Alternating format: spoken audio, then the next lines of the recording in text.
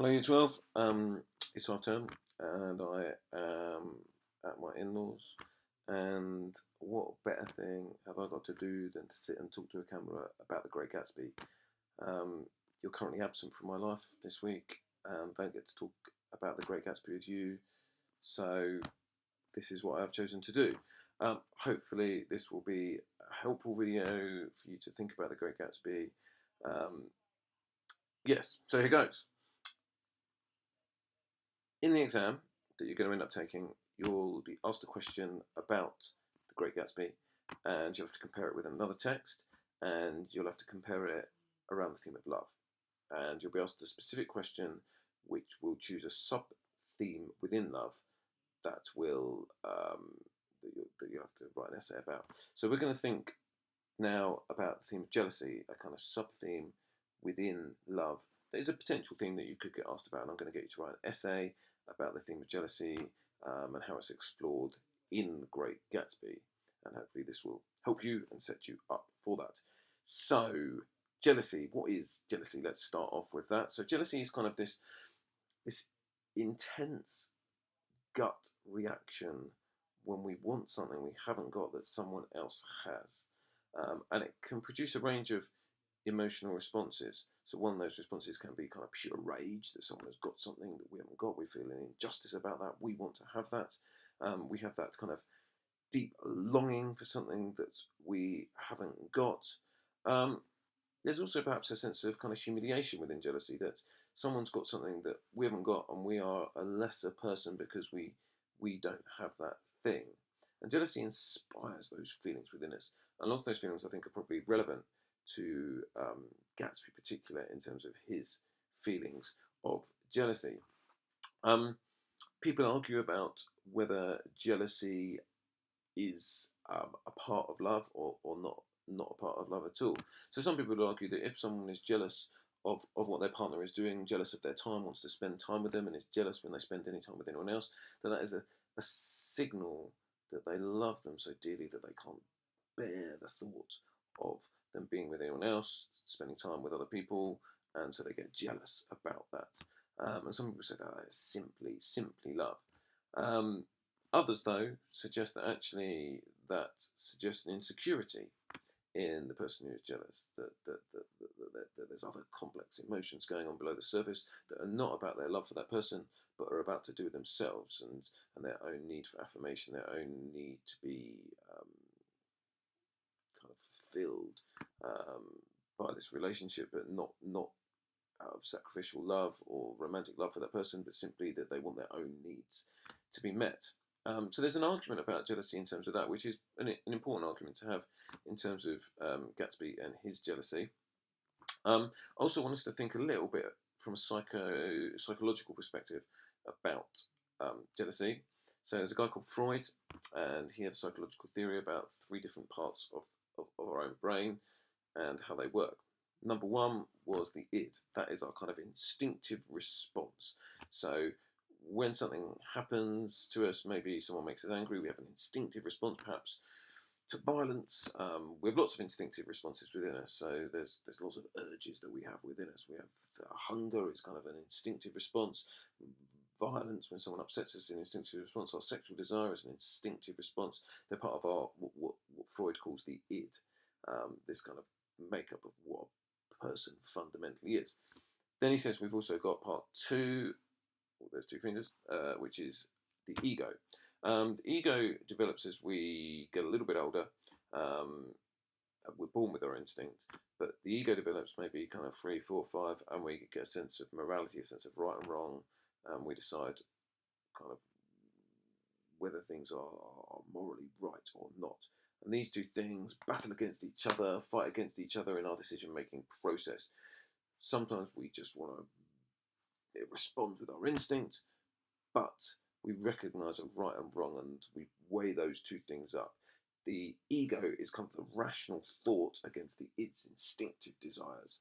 And there's also the superego, which is more about society and the values that puts upon us, the way that makes us think about things as well. So we've got the id, kind of the instinct, we've got the ego, morality, rationality, and we've also got superego, which is society and its expectations, and all those things kind of battle against each other, and they're important in terms of jealousy because jealousy um, mainly resides in the id. It's an instinctive response, and if we allow ourselves to be controlled by our jealousy, then our egos and our superegos are being pushed to one side, and we're responding with this kind of impetuous, instinctive response um, that can be harmful to our lives. Um, and I think you could certainly argue from a psychoanalytical perspective about the way Gatsby lives his life and why he chooses to do what he does. You could also argue, though, that the superego plays a part in his jealousy in that society presents a lifestyle that is acceptable, and it is that kind of acceptable lifestyle presented by society that fills Gatsby's mind and causes him to chase um, this aristocratic lifestyle that he never truly quite manages to grab. That affects his actions. So the superego comes in as well as the id.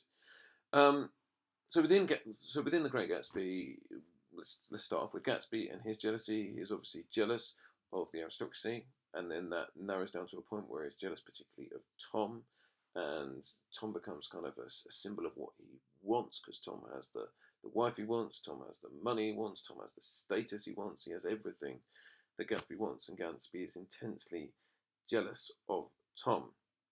And his love for Daisy, if we're to define it as love, his desire for Daisy arguably is partly or totally fueled by this jealousy for Tom and his desire to be like Tom in everything.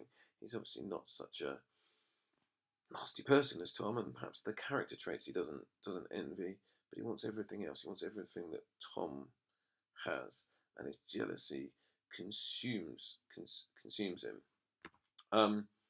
It's particularly powerful in the novel because of Tom's arrogance, and Tom just carries on looking down his nose at him. He never accepts Gatsby, he never kind of befriends Gatsby, and so he is jealous of a man who utterly rejects him and has no value for him whatsoever. He's not the only jealous character in this novel. Probably the other key jealous character is Myrtle, and she is jealous of Daisy, and it comes out when she kind of repeats Daisy's name again and again. She wants to be Daisy. She wants to be an aristocratic woman. Again, she sees what society holds up as being kind of a successful life, and she wants to chase that, and she's desperate to have that. And so she chases that by having this affair with Tom. And we see her when she thinks that Jordan is Daisy in the car when they pass right towards the end of the novel, and she looks down with an intense jealousy on Jordan because she wants to be that person, and she's never going to be that person because Tom is using her as he uses everyone. This person that everyone is jealous of. And perhaps we as a reader can see through this kind of sham of the aristocracy, that Tom is not held up by F. Scott Fitzgerald, surely, as an enviable character. We would not want to be like Tom. Maybe we'd want to be rich and we'd want to have his wealth. We wouldn't want to be Tom. He's not someone to be jealous of. He is a despicable character. It's also worth questioning, is this jealousy that they feel and this love that they feel, is it then, if it's about status, is Gatsby's love for Daisy, is Myrtle's love for Tom, it's difficult to even call it love, is it purely selfish? Is their love for these characters just utterly selfish? And also worth questioning as well is, has F.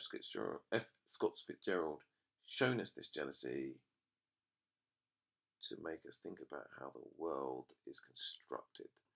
Is jealousy just an inevitability if you have this huge gap in wealth between the people that live in the ashes and the aristocracy? Is it just an utter inevitability in the society that we are presented in The Great Gatsby?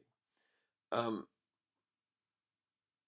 I'm just staring at my notes, thinking if I haven't said anything, but I think I've covered a lot there.